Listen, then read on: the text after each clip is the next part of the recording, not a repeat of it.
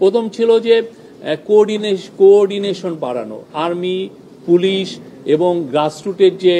Local administration, এদের মধ্যে coordination বাড়ানোর কথা বারবার জোর দিয়ে বলা হয়েছে এবং এই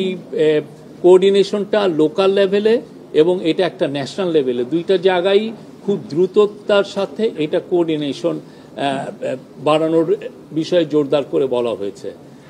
আপনার ইলেকশনের আগে পুলিশের প্রস্তুতির কথা বলা হয়েছে এবং পুলিশের আইজি মহোদয় বলেছেন যে আগামী মাস থেকে 1.5 লক্ষ পুলিশের ট্রেনিং হবে ইলেকশনের বিষয়ে। সেপ্টেম্বর থেকে, আগামী মাসটা সেপ্টেম্বর, অক্টোবর এবং নভেম্বরে 1.5 লক্ষ পুলিশের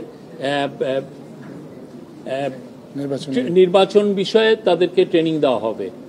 তারপরে ইলেকশনকে সামনে রেখে আপনারা জানেন যে প্রচুর ডিসইনফরমেশন অলরেডি সার্কুলেট শুরু হয়েছে, সামনে এটা আরও ইন্টেন্সিফাই করবে। তো এইটাকে সামনে রেখে ন্যাশনাল ইনফরমেশন একটা সেন্টার, যেখানে আমরা খুব দ্রুততার সাথে এই ডিসইনফরমেশনগুলোকে আমরা ডিবাঙ্ক করতে পারবো, সেইটার একটা ক্রিয়েট করার চিন্তাভাবনা হচ্ছে এবং এটা নিয়ে অনেক বিশদ আলোচনা হয়েছে। চিফ অ্যাডভাইজার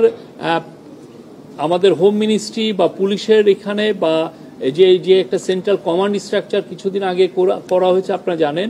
সেখানে একটা মিডিয়া সেন্টার